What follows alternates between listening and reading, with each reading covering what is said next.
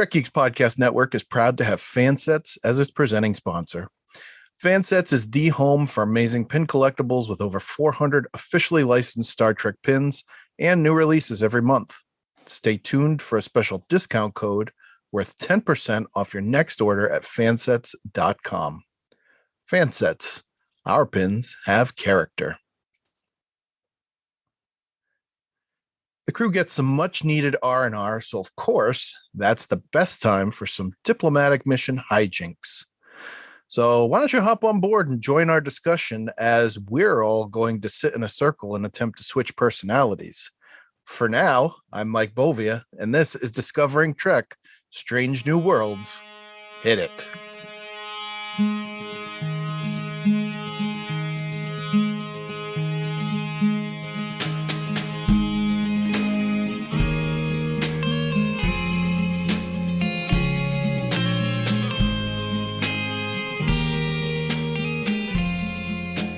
Thanks for joining us on Discovering Trek, the Star Trek Universe Companion presented by Fansets. This week, we see everything that Enterprise Bingo is comprised of and how it's carried out by the two least expected characters in the series. We also get to see the return of the captain's green wraparound. Of course, we only cover the most important topics here on Discovering Trek. With that being said, you've heard our week's guest for 10 weeks on Discovering Trek when we were covering Picard, but his real love is contacting banks so that he can get loans to fill his collectible room. He's my co-host on the Divine Treasury, Jamie Rogers, and just by looking behind him, I know that he hasn't stopped that phase of his life. So, Jamie, how were you able to prevent yourself from ordering the Tuvok that just came out from XO6? Very easily. It's from Voyager, so it's not TNG, so I can resist fairly.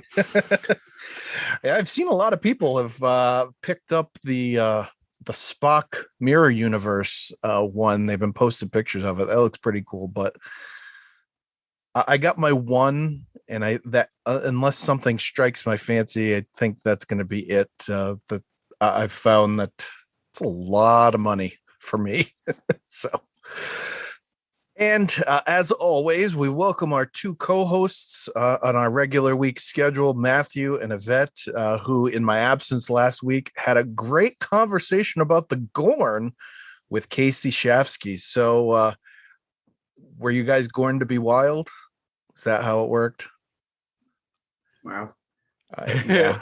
And that's I can see your jokes haven't gotten better on Strange New Worlds. They call that one a Gorner. Yeah, that's right. That's right. It was a Gorner. I'm wearing green today, so that's why I had to throw the Gorn piece in. I don't know if new Gorn are green. We haven't seen them yet. We don't know anything about them. That's true. That's true. I almost grabbed my Funko Gorn off of the shelf to bring over, but since we're not covering that, I thought I'd just go with the green Captain's wraparound that is from TOS, but I did make sure to put on the Strange New Worlds pin to go with it. So with all of that said, Yvette, why don't you tell people where they can find an ugly picture of me wearing this uniform on Twitter? It's not that bad. If you like to follow the show on social media, you can find us on Twitter at Discovering Trek, or on Facebook, you can join the conversation on Camp Kittimer. Answer a few simple questions, and our admins, Haley, Rick, Jackie, and Fark, will let you in. A reminder that this episode of Discovering Trek provides spoilers for the Strange New Worlds episode, Spock Amok.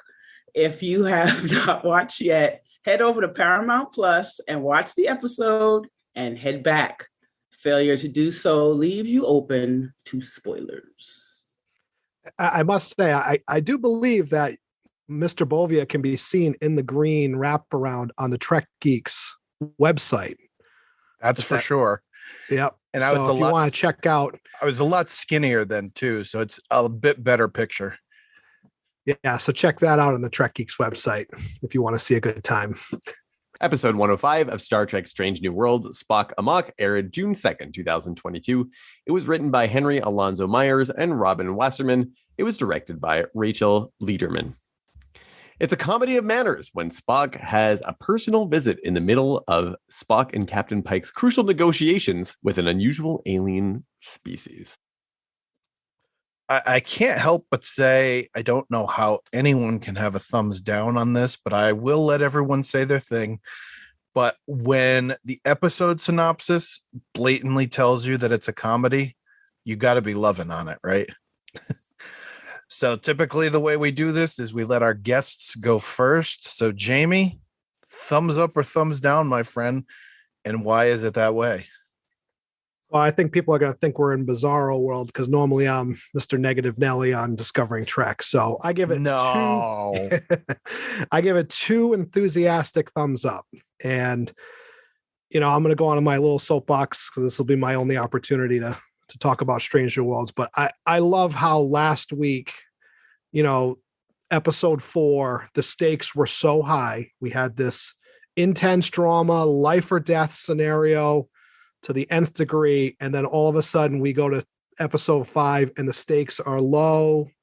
And it's like, we got all these crazy stories going on 4 at once. I think I counted the Freaky Friday vibe, the comedy. I think it was just fantastic. And, I really love Strange New Worlds. It's really starting to morph into one of my favorites. TNG is my favorite show, but boy, this one's really giving it a run for its money. I really just think it's like the perfect combination. They really just figured out how to do episodic television so well. It's got the episodic portion from the original series, but I really think it's a lot like TNG personally for me, especially those later seasons, because it was episodic, but we see the character growth like we saw in the later seasons. But I also like that I really feel like this is like an ensemble cast, like as opposed to like even Discovery. I really don't feel like that's an ensemble cast and some of the other shows, but I really feel like that this is like a nice ensemble. And I like how it kind of imitates TNG where, you used to get like your Troy episode or your Riker episode or your Worf episode. They're isolating these characters, but they're doing it in that episodic fashion. So I think it's the perfect blend. And so far this season, this episode 5, Spock Amok is definitely my favorite. Not to take anything away from the previous 4 because I love them, but I loved this episode. I just thought it was fantastic. And Jamie loved it so much that he requested this episode like before we had even had our full cast put together for Discovering Trek. He said, I want 105. I want that episode. Of course, not knowing that his Celtics would be in the NBA Finals tonight. So he's missing that. But that's why I wore green for you, man. Yeah, it's for a good cause. All right. So, Yvette, how about you? What did you think? Thumbs up, thumbs down? As always, thumbs up.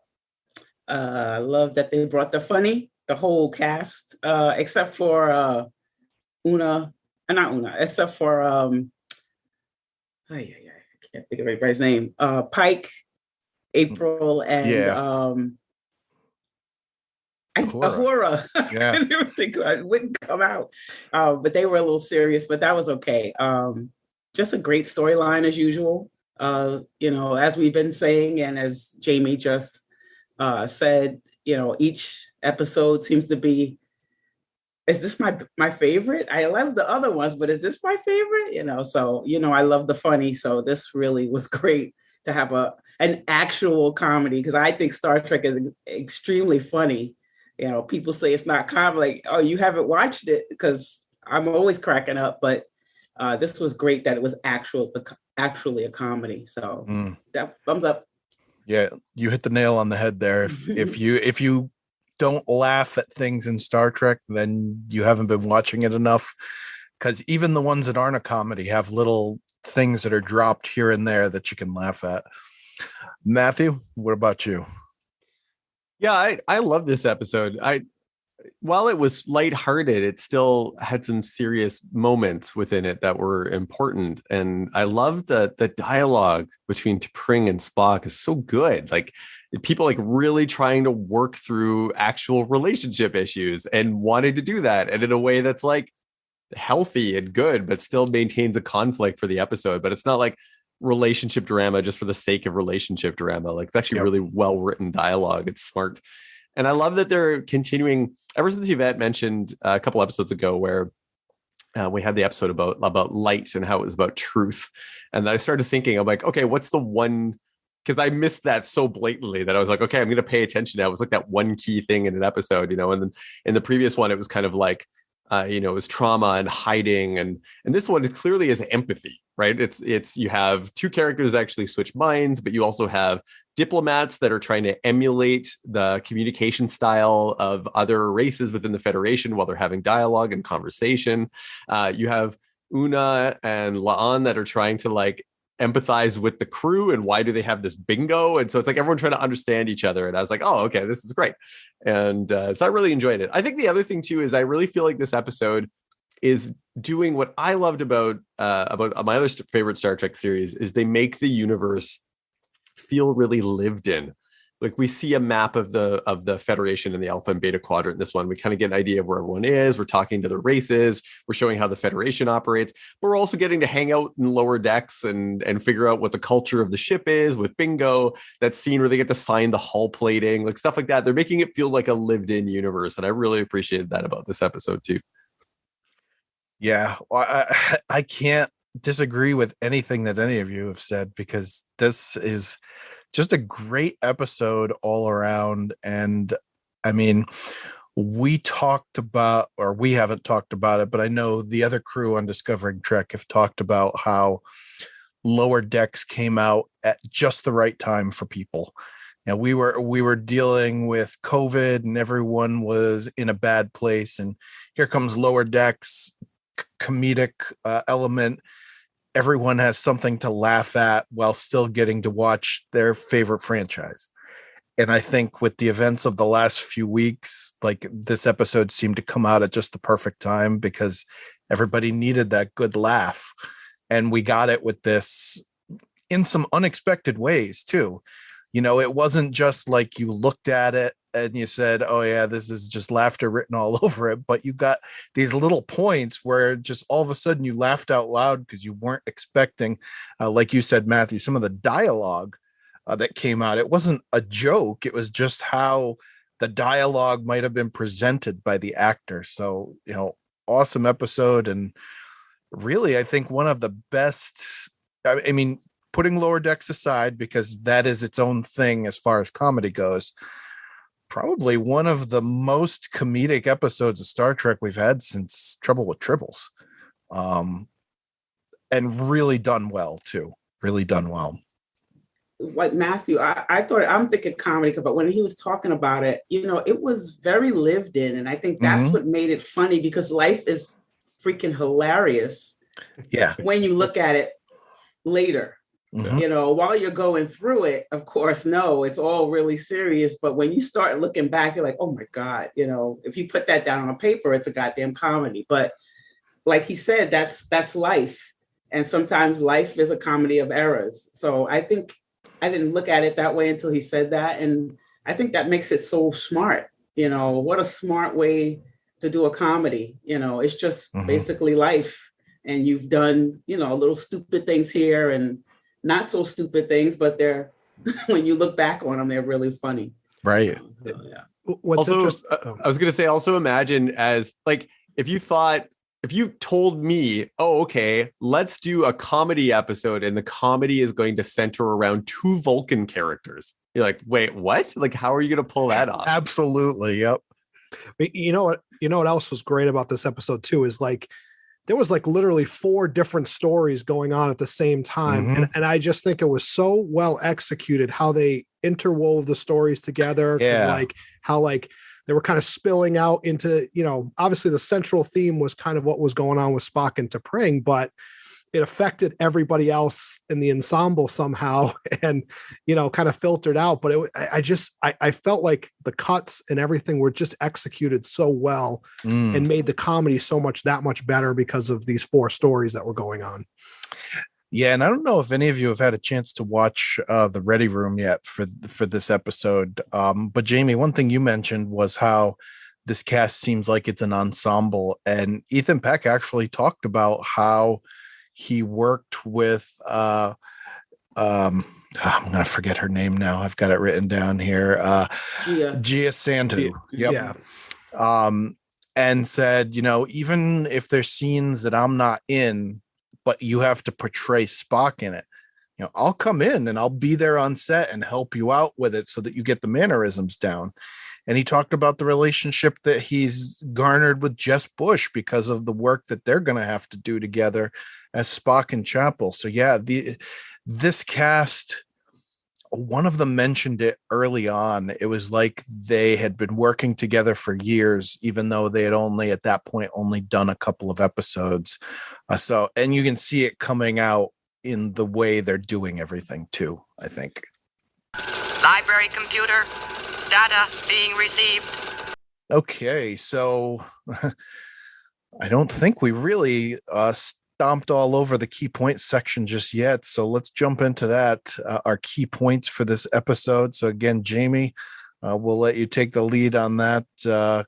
Some key points that you liked from this episode. Well, I mean, I actually have a ton of them, but so I'm not going to cover everything. What else is new? No, but I really, obviously, and we keep mentioning it over and over again, but the Spock and T'Pring relationship, I really love how this backstory is just getting fleshed out. And I really like too how this show, I think, properly is focusing on Spock's struggle with humanity. I really think it's awesome that they're bringing that out, because it's kind of like, almost like I said, you really didn't see it so much in the original series or the movies, but you kind of saw it in some other little incarnations and things like that, like even the animated series. But I like how they're really focusing on that and how he struggles with that. And like I said, this Spock and T'Pring, their dynamic was just, it was just incredible. And even, like I said, bringing in Chapel as well. I like how, Jess Bush is really embracing this character, and you can kind of really see those early inclinations that she definitely has a love for Spock, and, she kind of flirts with him, and, obviously has that admiration for him, and he kind of has that similar trust and admiration for her too. So those are some of the things that I really appreciated, obviously. Matthew, how about you? Key points for this episode?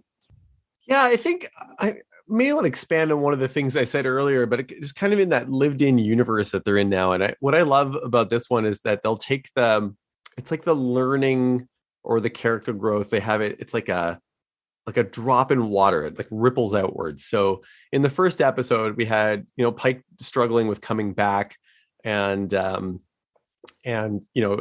goes on that mission to find Una. And then when they bring the crew back together and they're having to work together and bring that sense of unity, that message ends up getting literally beamed into the council chamber floor of that other alien species. And then we get to see the impact of that go out wider and how it impacts their society and then probably the rest of the Federation at some point. Same thing in this story too, right? So we have a story of empathy, and then it ripples out to that wider community again, now to, like, in this case, this other alien race that wants to join the Federation, and how does it impact everything? And we get to see an unveiling of that, literally, because you have that big, like, that solar sail ship open up, and they're already flying the flag of the Federation, and they get to see it like sail over top.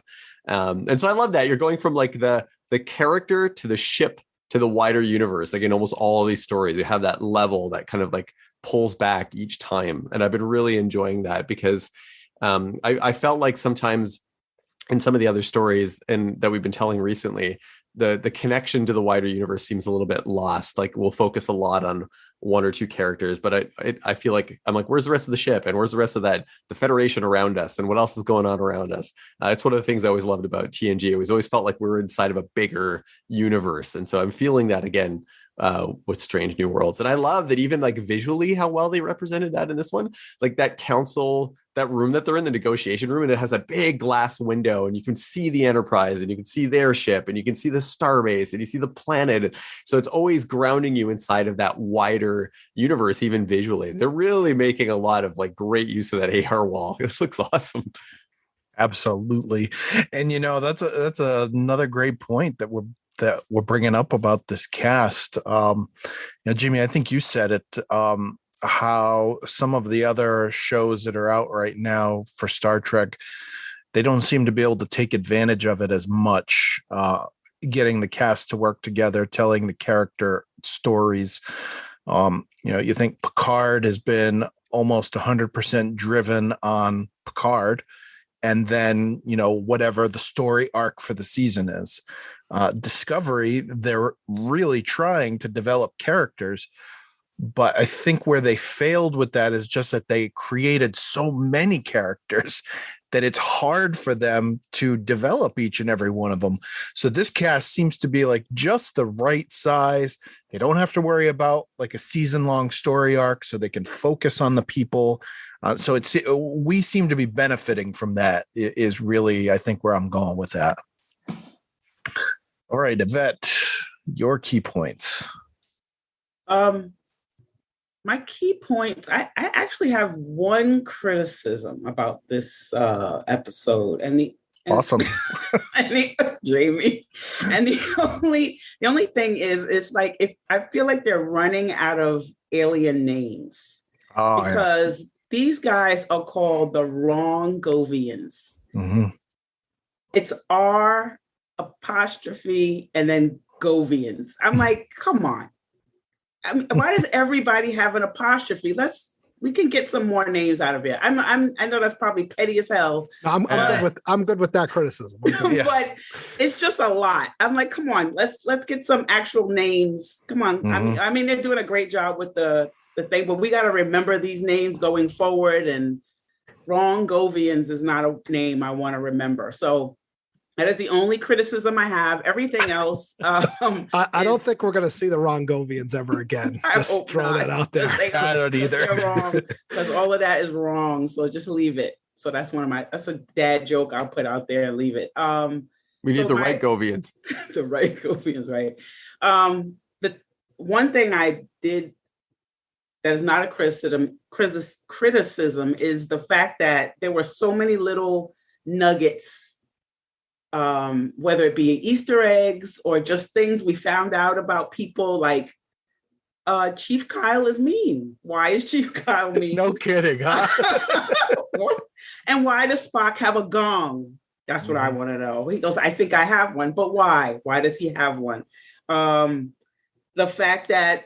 I love the fact that Mbega loves to go fishing, fly fishing, and he has a hat to go with it. That's wonderful. These are these little things that we know, and it took 7 years for us to know a lot of these things about our favorite people in DS9 and TNG, where we're learning about these little things just because, just like Matthew said, these little lived-in moments, which I absolutely love. I love that they went back to TOS at Amok time. We got the music and everything, and was that T'Pau? Was that T'Pau that walked past? That would have been awesome. Ooh, wow. Also, we got to learn an Enterprise Easter egg. The what were they called? The the Vatash Takor, I think. Oh yes, Kator. Vatash Kator. Yeah, the Vulcans that didn't believe in logic, or they were the ones that gave T'Pol her addiction, basically. So the forced mind meld. So it was nice to see, even though it was funny and we had a comedy and we had all of that, there was still this little extra stuff for us longtime Star Trek fans, which I totally appreciated. So. Yeah, no, I agree with. I mean, obviously the green uniform, which we talked about, the sailor's ship. Oh yes! Oh my God, the sail ship. Yeah, I mean DS9. Yeah, the Bajorian light ship. Right, that's what it was. Ichaya, the pet Sailot. I mean, that was great. And, it's funny too. Like I was even thinking about even Chapel, how. I'm thinking about like What Little Girls Are Made Of, where Roger Corby, how she's, in a committed relationship and engaged this guy. But then we see in this episode how Chapel's like got commitment issues. She just wants to get some. Yeah. It's like total heartbreaker. Totally different than what we expected, It's funny because I actually had that written as one of my key points, that Chapel's got problems with relationships. She just wants to go down to the planet and get some. But then here she sees Spock. She's like, I gotta go help my friend. But it was really just a way to get herself out of that conversation. She was getting away from Deborah. Yeah, because he's like, I see her taking this to the next level. And she's like, I see us just going back to your cabin, man. Right, let's have some fun. I like how she has like a total panic attack about this. She's like, I gotta get out of here. Yeah. But then obviously we've had it hinted at already in Children of the Comet, but we get the full glimpse of Enterprise Bingo. We get that whole list. I mean, some of that stuff is really crazy, like sneaking a tribble into the transporter buffer. Yeah. Did they know about tribbles then? That's what I was a little concerned about that. Like, how did they know about tribbles? But I mean, if anything, that's got to be the reason that Kyle is such a mean guy. Right. Yeah, because so many of those things relied on the transporter. He's probably shutting some of that stuff down. Oh, yeah. He's like, no, you can't reinfuse flavor into your bubble gum with the transporter beam. Go away. How awesome would that be? How many of us have taken a piece of gum, tossed it, put a new one in just because the flavor's gone? That's so cool. That's another thing. I thought they didn't know what gum was. Did you guys see what was the big goodbye? Beverly had no clue what gum was. Oh yeah. Now we're chewing gum. That's a good point. Yeah. Because Miles has to introduce it to Julian as well. That's true. Yeah. But they're closer to our time in Strange New Worlds. So it works. Right. It's a good retcon. I've heard that before. Yeah, that's good. I guess we can use that one. Okay. It's so sad that that's one of the lost pieces of knowledge about our civilization. Bubblegum. And the loss of flavor. I thought that, we talked about the character building aspect of Strange New Worlds. This I thought was an important piece of character building for La'an and Una, because they're seen as the serious people on the ship. Una's got the nickname where fun goes to die. But we see them kind of let loose and let their hair down in this episode and really kind of have fun. And it's gonna, I'll get into it a little bit more with my message piece from this episode, but I thought that was really cool. And then foreshadowing a little bit to TOS, Spock as to Pring his defense of Chapel with the Vatash Couture, and then slugging him, but basically standing up for her right there, because this Vulcan was basically saying that she was no good and all of that stuff. So good for Spock. We can see why Chapel's got a thing for him in the next 10 years.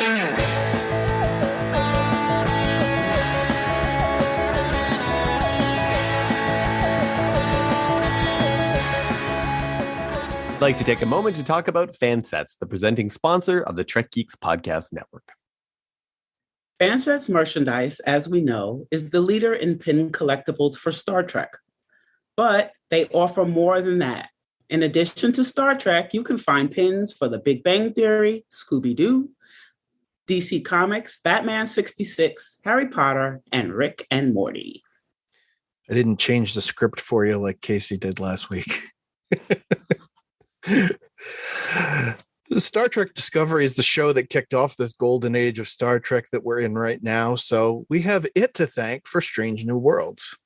We're talking about Discovery because a couple days ago, Fansets released the Delta of the Terran Empire from the Mirror Universe, or Universe, if you speak English properly, like I don't. Of course, as part of the Delta's Done Right collection, you can get that in either a pin or magnetic form. Now, getting back to Strange New Worlds, we've been talking the last 4 weeks about the selection that Fansets has. If you're really getting into Strange New Worlds, of course, the Delta we've talked about over and over again. We have the micro crew pins from Discovery Season 2 and the representation of our Strange New Worlds characters there. But last week in Memento Mori, we saw those really cool memorial pins that everybody was wearing. Well, this week, Fansets announced on Twitter that we will be seeing those released as a set very soon. So, as always, go over to fansets.com, put a bunch of pins in your cart, and keep an eye out for that memorial pins collection coming very soon. As a listener to the show, you can receive 10% off your next order from Fansets by using code TrekGeeks, all capitals, at checkout. And remember that you receive free shipping in the US on orders $30 or more. So I'm not included in that, unfortunately. Fansets, our pins have character, and we thank Fansets for being the presenting sponsor of the Trek Geeks Podcast Network.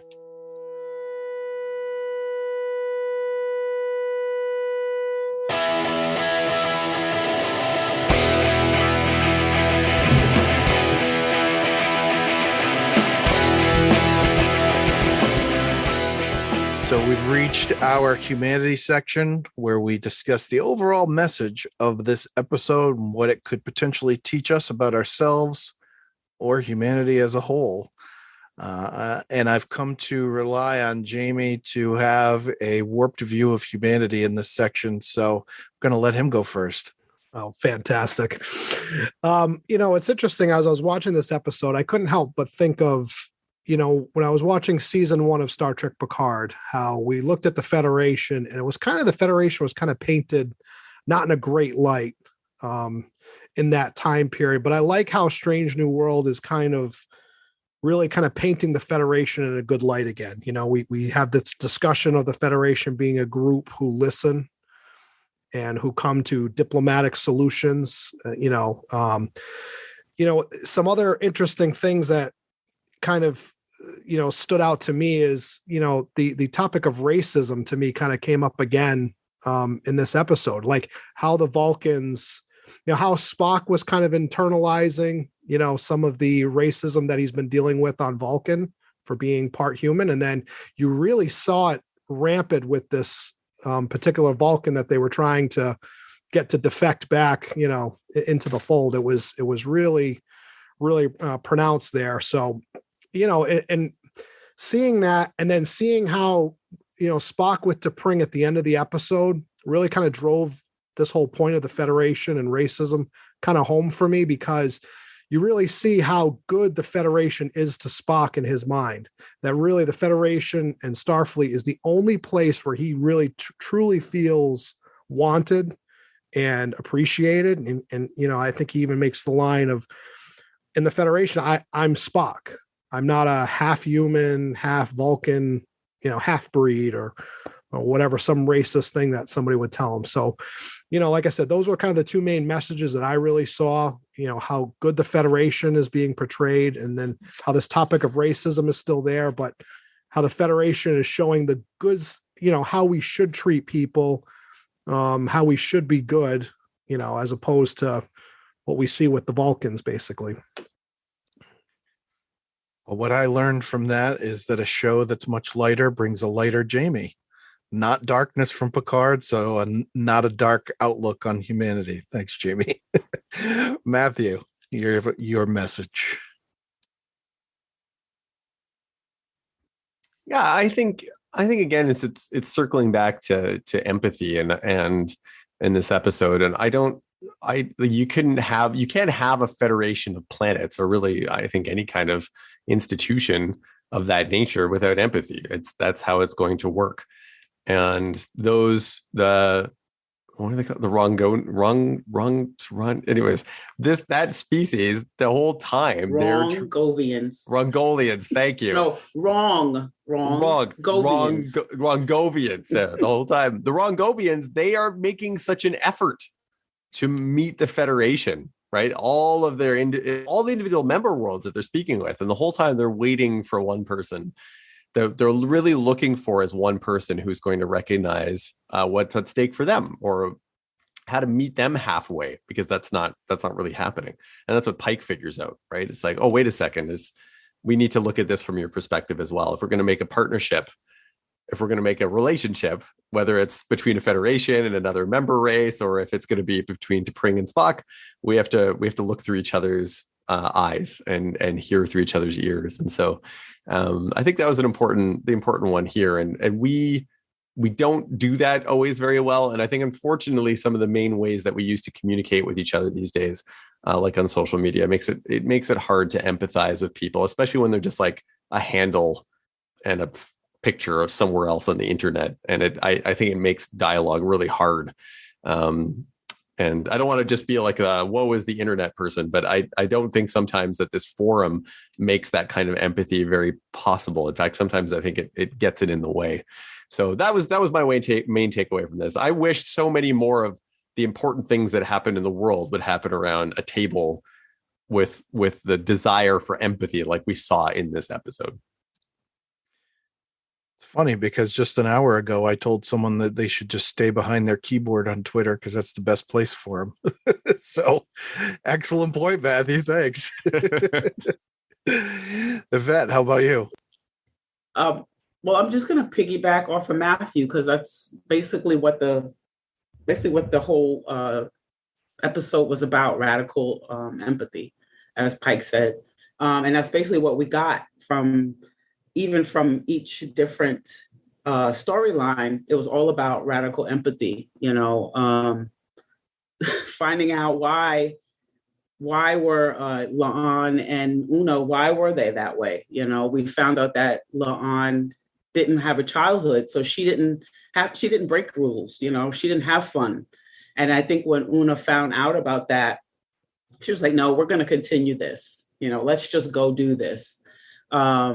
And then Pike, of course, figured out why the Rongovians were doing what they were doing. And he figured it out and he tried to help them. So I think, of course, we know Spock and T'Pring. That was obvious. They switched bodies. They figured it out. This is the person I love. I know, what makes him happy, what makes her happy, what's important. So radical empathy. I mean, they were radical. All the stuff that they did was extremely radical, so, and then put empathy in that, the ability to understand and share the feelings of another. And that's basically what the whole episode was about. Nothing more. There was a whole bunch of other stuff, but that's basically what it was about. Yep. And I am going to continue to go off of that piggyback because I felt the same way. I looked at it from the perspective of that old saying, sometimes you need to walk a mile in the other person's shoes to know what it is that they're dealing with. The big thing there was this, not necessarily a rift, but this difference in opinion between Spock and T'Pring, how she thought that he took his work more serious than the relationship. But then being in his shoes, literally, she saw what it is that he was dealing with. And he also saw the work that she did and how that was good as well. And so they got that understanding between the two of them. Pike with the Rongovians, same thing, understanding that they had that need, that they were trying to look at everything from everyone else's perspective. So if he turned the tables and looked at it from their perspective, that was how they would achieve their common ground. And then Una and La'an, yes, they had a ton of fun in this episode, but part of it was they needed to know why it was that all of these ensigns were doing this. What's the point of Enterprise Bingo? Well, you get to have a hell of a lot of fun as an ensign, as a lower decker. You get to do all of these things, and most of those points on there were saying, do this without getting caught. An unsanctioned spacewalk, sneaking the Tribble in, sitting in the captain's chair. For La'an and Una, that's not that big a deal. But when you look at the list, that's like one of the last things that they've got to do. Because for a lower decker, how are they going to sneak that in there? So they got a better understanding of their subordinates in this way as well. Definitely an important message for all of us. this week, a couple days ago, we had to put our dog of 16 years down, and it was hard on the whole family. And a friend of mine was talking to him, and he said, "You know what? 8 months ago, I would not have understood what you're dealing with." He said, "But we got a puppy 8 months ago, and now I completely understand." So it's that, like you said, that empathy, that knowing what someone is dealing with, that can really be helpful when it comes to relations with others. Starfleet Command is proud to present you the Christopher Pike Medal of Valor. Okay, our awards round. Jamie, who would you like to hand out awards to? And the big question is, will there be a fun award like you did for Picard, or is this all serious? Yeah, I'll throw one in. Well, I want to know what the fun award was. What was that? Well, you'll find out. It was essentially nonsense, but it was really fun. Okay. So my first awards are going to go to Gia Sandhu and Ethan Peck. I mean, they were phenomenal. Their deadpan comedy was just awesome, how they did that dialogue. So they get my first award. Nami for the music, mixing in the old vibes. I just think the music's just really killing it this season on this show. And my last award goes to the gel on the forehead in sickbay at the end. Oh, he never disappoints, folks.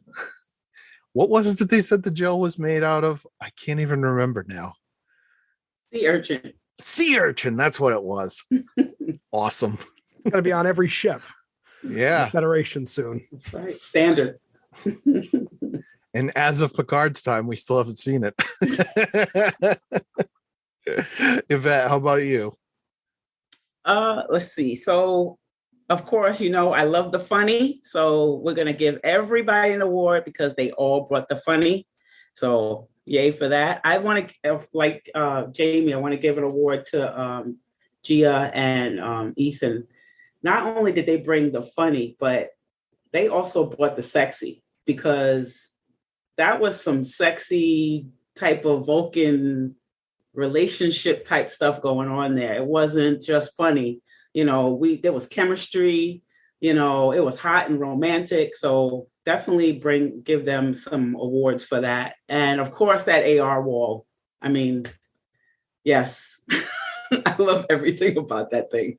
It is wonderful. I loved back in Vulcan, wherever they were, it brought it out. It was great. So that was all. I only get 3, right? That was it. I mean, if you have one more, I'm not going to stop you.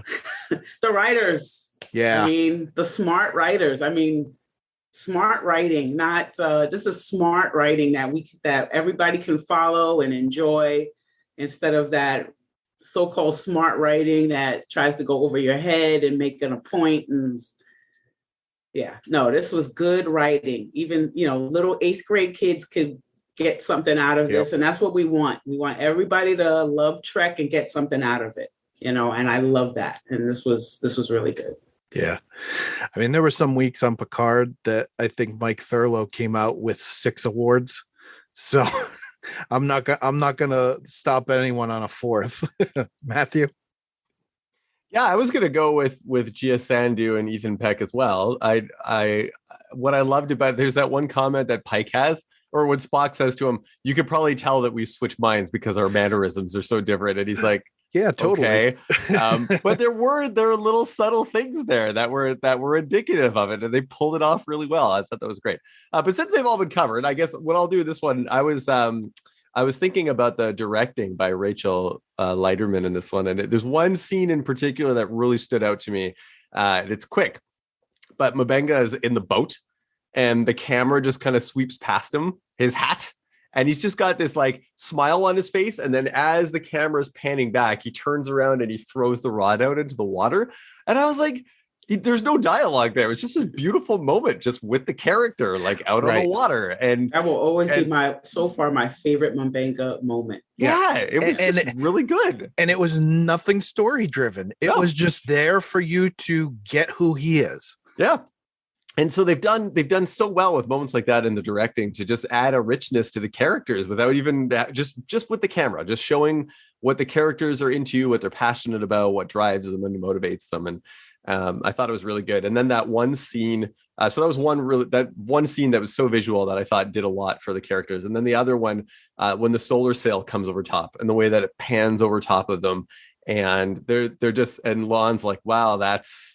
And then Una's just like, yeah. Or I think it was the other way around. Una's like, wow, that just, and it looks amazing. And I was like, wow, if there was like one place I'd want to be in Star Trek right now, I'd want to be able to stand on the outside of the saucer section of the Enterprise, just like looking out, and not just looking out into space, but looking out at a new member of the Federation, like sweeping past you. And I was like, oh, what a cool scene. So I thought the directing in this episode was really cool. Okay. Well, I'm going to make it a clean sweep because I also had Ethan and Gia in this. So originally, when I was putting this together, I had them each with an award. And as I thought about it more, I was like, no, they were inseparable in this episode. So the award has to go to them as a duo. So absolutely, for everything that the three of you said, I agree wholeheartedly. I think my favorite part, Yvette, when you were talking about they bring like that Vulcan sexy in when they're laying in bed at the end, and he goes, I think I should tell you that in order to capture him, I punched him. And she goes, having met him, that's logical. And you're just like, this is Vulcan pillow talk. So that was great. Bernadette Croft. She brought back the green wraparound. She is the costume designer.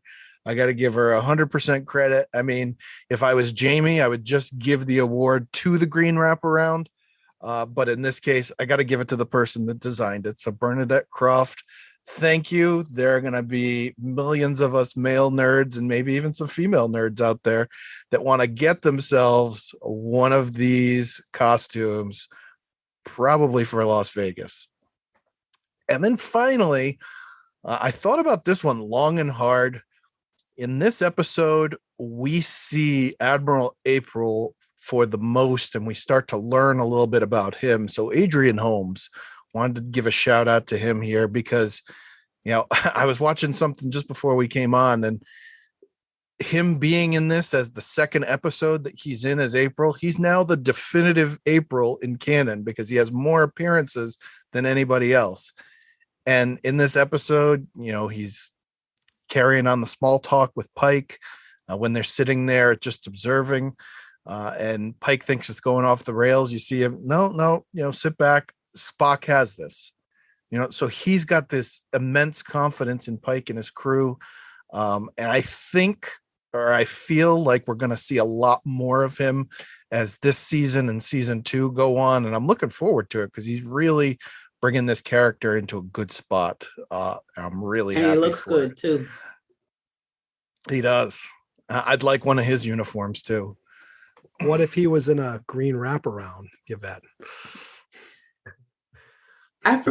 Never mind. I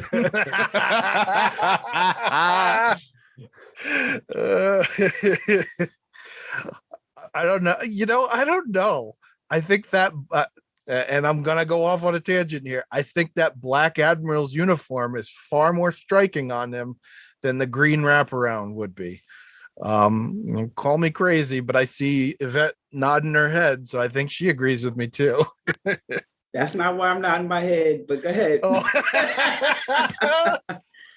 Yeah, we need like a Spock when Pike said, "Are you naked, Spock?"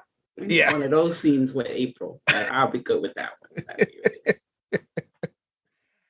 I'm hoping that we see some flashbacks too of when he was the captain of the Enterprise. That would be excellent because some non-canon kind of thrown in the background of Enterprise stuff is that when the Enterprise was launched, April was the first captain and Archer was there to see him off. So that I think would be a great little maybe even a short trek Let's put them on a short trek here and get Scott Bakula back for a 10-minute show. And to Paul. Let's bring back to Paul. I think we're going to end up seeing her in Strange New Worlds at some point anyway. Oh, really? That'd be cool. I think. I mean, she would be what? She was 60 something in Enterprise. She said so. She'd be like 160. She'd be young for a Vulcan. Say that's not old for a Vulcan. T'Pol was around for Amok time. Yep. And she was in. Yeah, she was right. older than T'Pol and Enterprise. So yeah, I think she was older. Yeah. Yeah, and didn't they say in TNG that Sarek was over 200? Mm-hmm. So, but getting off of our tangent, even though we're looking toward the future of Strange New Worlds, let's jump into the immediate future. Next week, a threat to an idyllic planet reunites Captain Pike with the lost love of his life. To protect her and a scientific holy child from a conspiracy, Pike offers his help and is forced to face unresolved feelings of his past. Episode 6 is a mouthful. It's entitled Lift Us Where Suffering Cannot Reach. And we'll be covering it here for you on Discovering Trek Strange New Worlds. Don't forget that you can support Discovering Trek and the Trek Geeks Podcast Network by subscribing to bonus content on Patreon. Get access to unedited audio of all our podcasts and of a lot of other perks. If you'd like to support this and the other member podcasts of the Trek Geeks Podcast Network, beam on over to patreon.com/Trek Geeks, where subscriptions start at low as $2 per month. For more great Star Trek discussion, check out the aforementioned member podcasts on the network. In addition to Discovering Trek, there is Trek Geeks, Rewind, Polytreks, 5-Year Mission, Deep Space Pride, Drawn to Trek, Infinite Trek, The Divine Treasury, Sci-Fi Sisters, Science Station 2, with the first link and the newest addition to the network, Con Pod, about Star Trek conventions. You can find all these shows and where to listen on trekgeeks.com/listen or by downloading the Trek Geeks mobile app. So we talked about how this is a totally comedic episode. There was some serious stuff in it, but for the most part, this episode made us all smile after the real world filled us with lousy news. Things will return serious next week, and you can hear us break it all down here on Discovering Trek. Be bold, be brave, be courageous, and until next time, never stop discovering. Music for Discovering Trek is provided by 5-Year Mission. They're writing an original song for each episode of Star Trek. Hear more of their music at 5yearmission.net. Discovering Trek is a production of Coconut Media Works. Executive producers Bill Smith and Dan Davidson. For more great Star Trek discussion, discover the other shows of the Trek Geeks Podcast Network at trekgeeks.com or find us in Apple Podcasts, Spotify, or your favorite podcast app.